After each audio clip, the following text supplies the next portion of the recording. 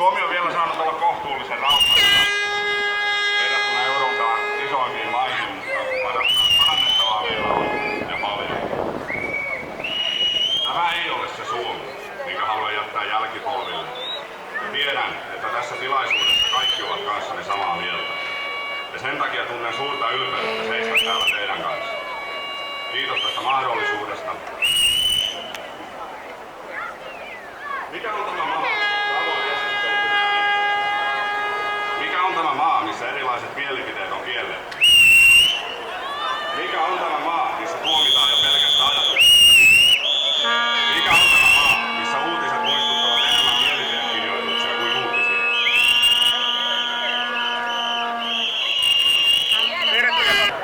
Seuraavaksi tulee puhumaan vieras Virosta, eli Viron EKRE-puolueesta Georg Kirsberg. Tervetuloa.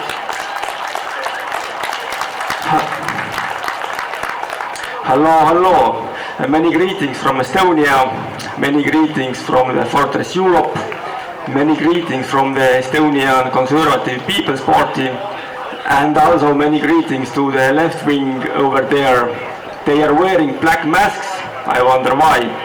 However, today I wanted to speak that I have been working as a maritime anti-piracy security guard in the Indian Ocean region for almost 4 years. This has enabled me to visit quite many Islamic countries which are located in this region. Some experiences are negative because some of the Islamic world is quite backward, but some are positive, based on observation of some highly developed Islamic countries. The United Arab Emirates, Oman, Qatar, Bahrain and Kuwait have some of the best living standards in the world. It is interesting to explore the cause for this stark contrast.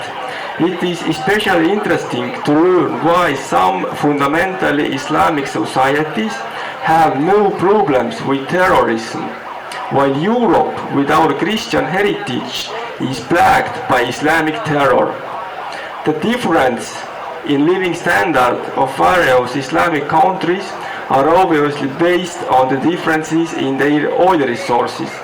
But there are also other factors at play. One of these is their immigration policy.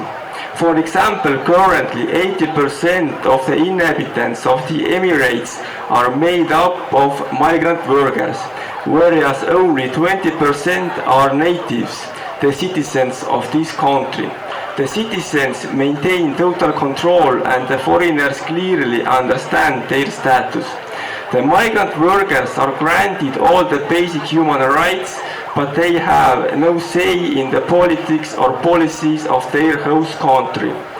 There is no path for citizenship for foreigners in the Emirates, because the Emirates, like other GCC states, are not signatories of the United Nations 1951 Refugee Conventions. They are not legally obliged to accept refugees or grant them the citizenship. The rules of Emirates are not cruel.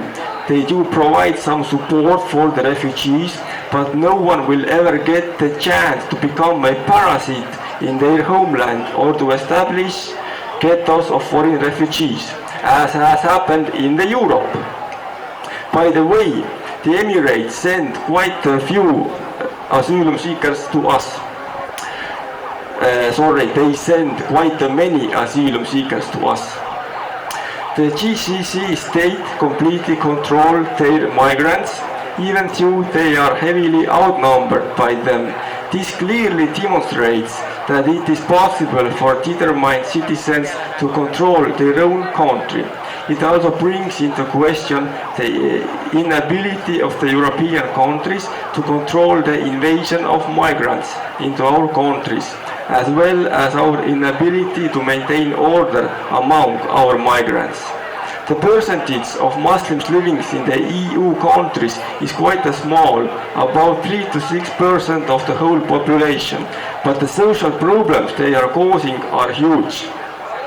The inflow of refugees we are facing today is better characterized as the third wave of Islamic invasion of Europe. About 90% of the real refugees never leave their country. They remain as internal refugees. We, however, receive under the label of refugees migrants sent us by human traffickers who feel that they are entitled to lay claim to the resources produced by our labor, among whom are many parasites, criminals and sluggards. Our leftist politicians are not taking corrective action.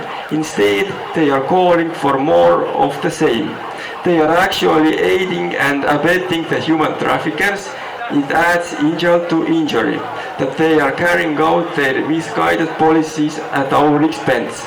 The goal of the ongoing Islamic invasion is to take over the Europe and then the world. This is clearly stated by the ISIS leaders who use atrocities and terror to establish their caliphate. The invaders start by exploiting our societies economically. They continue by increasing their political power, which they are able to do with the help of our leftists, misguided leaders. The final goal is prescribed by the Quran to exterminate all non-believers, just like the Mona Walters said to you a few moments ago. We have now been forced to live for decades under the persistent leftist brainwash that forces on us literal acceptance of every paragraph of the refugee conventions. The outright lies and brainwashing concerning Islam and multiculti has reached the level previously achieved only under the Stalinist Soviet regime. The demagogues of the left try to convince us that multiculturalism enriches our society. To most of us it is quite clear that it leads instead to decline in our security and living standards. So far our governments have not taken any steps to abolish their misguided asylum laws or to tighten the requirements for the citizenship. The biggest mistake our leftist governments have ever made was to grant the citizenship to the migrants, especially to the Muslim invaders. We are being told that we must accept the newcomers into our home as they are. This is nonsense. Anyone who wants to be accepted by us should accept the culture on which our societies are based on. There is nothing in Islam we are obliged to accept or respect. We are sensible people whom Muslims call non-believers, do not have to and should not accept the tales of the illiterate founder of their religion who claimed that Archangel Gabriel revealed to him how the world must be organized. Based on these strange revelations, hundreds of millions of backward people from the Islamic world who are not capable of building up a normal society for themselves think they have the right to invade our countries and demand what we must accept them. Our leftist leaders are apparently easily intimidated. They try to prevent more rational, less easily intimidated people from telling the truth about Muslims and their religion. There is only one thing in the Islam world that is worth for us to respect and to emulate. It is their sensible immigration and citizenship policy. I urge that we establish the policy also for Europe, before it becomes too late for us to control our own destiny. So it was complicated, but thank you for your attention. Bye.